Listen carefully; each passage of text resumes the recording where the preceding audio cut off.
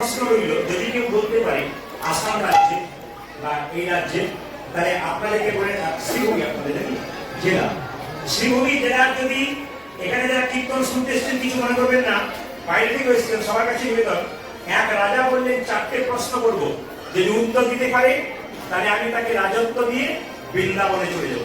এখন আমি প্রশ্নগুলো বলবো না, বাদ দিয়ে দেবো, বলবো কি? আপনারা একবার চেষ্টা করে দেখুন যদি পারেন। প্রথম প্রশ্ন রাজা, ভগবান কোথায় থাকে? চিন্তা করে দেখুন, যদি কেউ বলতে পারেন তাহলে খুশি হবো। ভগবান কোথায়?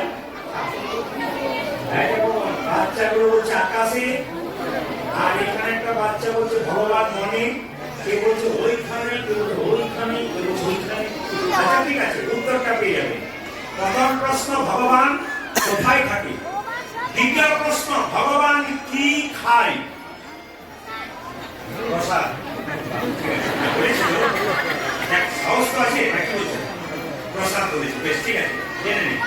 দ্বিতীয় প্রশ্ন ভগবান কখন হাসে? এরা বলেছে ভক্তের হাসে। আমি তোদেরকে ধন্যবাদ দিলাম এবং শ্রীভূমিতে এসে এটা বলে গেলাম, এই মাটিতে কিন্তু কৃষ্ণ ভক্ত সন্তান জন্ম নিচ্ছে, ভবিষ্যতে এরা আসলে আরো করে বলছে। সবাই বলে নাকি আপনাদেরকে এই জায়গাটা বসাচ্ছেন, মন দিয়ে শুনবেন। তৃতীয় প্রশ্ন ভগবান কখন হাসে। আর চতুর্থ প্রশ্ন, 4 নম্বর প্রশ্ন হচ্ছে ভগবানের কাজ কি? এখন দেখুন রাজা মন্ত্রী শ্রীভূমি জেলাতে এখন ঢোল বাজিয়ে দাঁড়িয়ে দাও,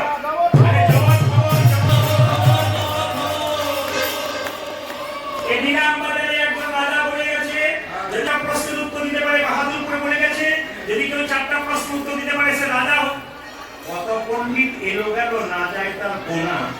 রাজার যেমন প্রশ্ন তেমনি রইল উত্তর হলো। মানে বড় বড় পণ্ডিত লেখাপড়া আছে, বড় বড় পণ্ডিত লেখাপড়া যেমন লোকগুলো এলো, কিন্তু কেউ পারলো না। রাজার মনের মতো উত্তর হলো না। এই দিয়ে তাকাবে কোনটা বাড়াবো বাবু এবং একটু লিখকটা বাড়াবো আমারটা, জয় নিতাই। তো সবাই লক্ষ্য করুন, এত পণ্ডিত এলো গেল, কেউ পারলো না। তখন মন্ত্রী গালে হাত দিয়ে ঢুকছে কোথায়? রাজবাড়িতে। যখন ঢুকছে তখন দেখছে, চিন্তা করছে কারো হলো না, রাজা খুব কষ্ট হচ্ছে, উত্তর দিতে পারছে না। একটা ছেলে রাজবাড়ির দরজাতে ছেঁড়া কাপড় করে পোড়া রুটি খাচ্ছে। জিজ্ঞেস করলো, এই যে মন্ত্রী, রাজবাড়িতে ভোজ হচ্ছে নাকি? কেন? তাহলে পেট ভরে খেলাম। মন্ত্রী বলছে, রাজার হলো মনের জ্বালা, এই বেটার হলো পেটের জ্বালা, শুধু খাবে খাবে। সারা জীবন পেট ভরে খাবি, এর কি রাজা হবি? 4টে প্রশ্নের উত্তর দিতে পারবে।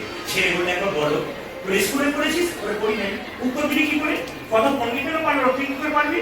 বলছে, যেখানে দেখিবে ছাই উড়াইয়া লাগতো তাই, পাইলেও পাইতে পারো অমূল্য। স্কুলে পড়লেই যে বুদ্ধিমান হয় তা নয়। ভক্ত কন্যা যিনি 5 বছর বয়সে গোবিন্দকে পেয়েছিলেন, বুদ্ধিটা কে জোগাড় করেছিল? গোবিন্দকে বাবা ভগবান জোগাড় করেছিল। ধ্রুবর কথা আপনারা শুনেছেন, ভক্ত ধ্রুব কত কম বয়সে ভগবানকে পেয়েছিলেন। ভগবান কি বলেছেন দেখা, তেষাং সতত যুক্তনাং ভজতাং প্রীতিপূর্বকং দদামি বুদ্ধি যোগং তং নমামি মাম প্রচোদিতে। ভগবান বলছেন যে আমার নামের সঙ্গে কেউ যদি যুক্ত থাকে, চলতে ফিরতে খেতে শুতে কেউ যদি নাম করতে পারে, তাকে আমি কি করি? দদামি বুদ্ধি যোগং, তাকে আমি বুদ্ধি জোগাড় করি। তং নমামি মাম প্রচোদিতে, আমাকে না পাওয়ার পর্যন্ত যতক্ষণ বুদ্ধি আমি তাকে শেখাই। যে আমার সঙ্গে যুক্ত থাকে, আমার নাম স্মরণ করে, আমার কি বললাম পারবি? ছেলে বলবো হ্যাঁ পারবো। মন্ত্রী বললো প্রশ্নগুলো বলবো, বলে বলো, বলে কি বলছে ভগবান কোথায় থাকে? ছেলে বলছে এর মতো উত্তর